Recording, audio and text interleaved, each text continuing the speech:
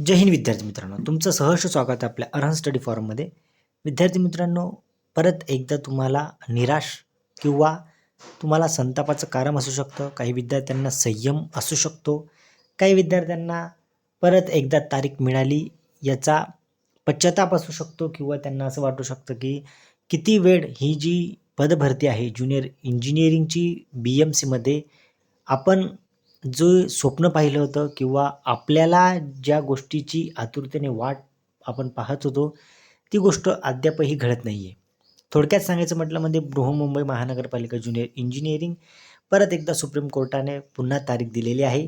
ती तारीख म्हणजे तुमची आता पाहणारच आहोत आपण. ती म्हणजे अशी की हे बघा, 6 तारखेला तुमची हिअरिंग होती. ती म्हणजे 6/2/2025 रोजी 26 रोजी. हे बघा, त्यानंतर तुम्हाला जी पुढची टेंटेटिव्हली जी लिस्टेड दिलेली आहे डेट ती म्हणजे 9/3/2026. आता यामध्ये सुद्धा बदल होऊ शकतो, कारण पुन्हा एकदा जी आहे ती डेट आहे ती लांबची दिली गेलेली आहे. तर आता पुढे जे कोर्टामध्ये असणारे आपले जे वकील असतील, BMCकडून असतील किंवा आपण BMC न म्हणता पिटिशनर किंवा रिस्पॉन्डर यामधील जे वकील असतील ते आता परत एकदा ही डेट जी आहे त्या डेटच्या अगोदर त्यांची जी हिअरिंगची डेट घेऊन आर्ग्युमेंट करतात का ते पाहायचं आहे आपल्याला. ते जर झालं विद्यार्थी मित्रांनो, तो इंटरिम ऑर्डर जी आहे ती तुमची कंटिन्यू आहे. ती इंटरिम ऑर्डर जी आहे continue till the next date of listing, म्हणजे जे तुमचं स्टेज आहे किंवा जे तुमचं स्टेटस आहे केसचं ते जर या 9 तारखेच्या अगोदर घडलं तर चांगली गोष्ट होणार आहे.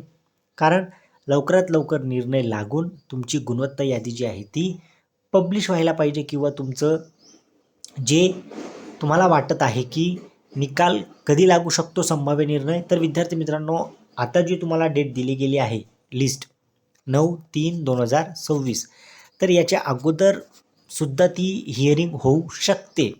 याचा संभाव्य जो आहे तो निर्णय याच्या अगोदर सुद्धा येऊ शकतो, हे तुम्ही लक्षात असू द्या.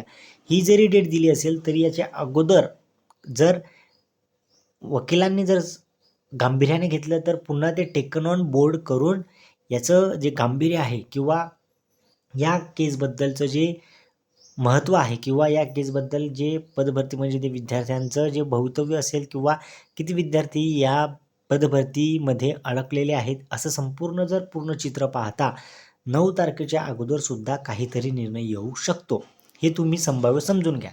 पुढील तारीख काय मिळाली आहे तर तुम्हाला समजून घ्यायचं आहे की 9 तारीख मिळाली आहे. 9 तारखेपर्यंत तरी तुम्ही शांत बसायचं आहे. 9च्या अगोदरसुद्धा काहीतरी होऊ शकतं. कोर्ट केसची स्टेज काय आहे ती मी तुम्हाला समजवलं की इंटरिम ऑर्डर जी आहे टिल नेक्स्ट डेपर्यंत जी आहे ती आहे. विद्यार्थी मित्रांना संताप असेल, संयम असेल, निकाल, गुणवत्ता यादी असे विविध प्रश्नांची उत्तरे म्हणजे तुमचं एकच आहे विद्यार्थी मित्रांनो. जोपर्यंत तुमचा कोर्ट केसचा निर्णय लागत नाही तोपर्यंत बृहन्मुंबई महानगरपालिकेत तुमची जी पदभरती आहे ती अशीच रखडली जाणार आहे. चला विद्यार्थ्यांना, मी आता तुमची रजा घेतो. शॉर्टमध्ये मी तुम्हाला संपूर्ण गोष्टी समजवल्या आहेत. आता मी तुमची रजा घेतो. जर पुढे काही जर समजा पुढे डेट वगैरे जर चेंज होऊन किंवा जे टेंटेटिव्हली असेल त्याच्यात जर काही बदल झाला तर मी अपडेट तुमच्यापर्यंत घेऊन येईल. असेच तुम्हाला अपडेट्स जर पाहिजे असतील तर आपल्या चॅनलला सबस्क्राईब करून घ्या, जेणेकरून तुम्हाला अशाच पद्धतीचे अपडेट्स वेळोवेळी मिळत जातील.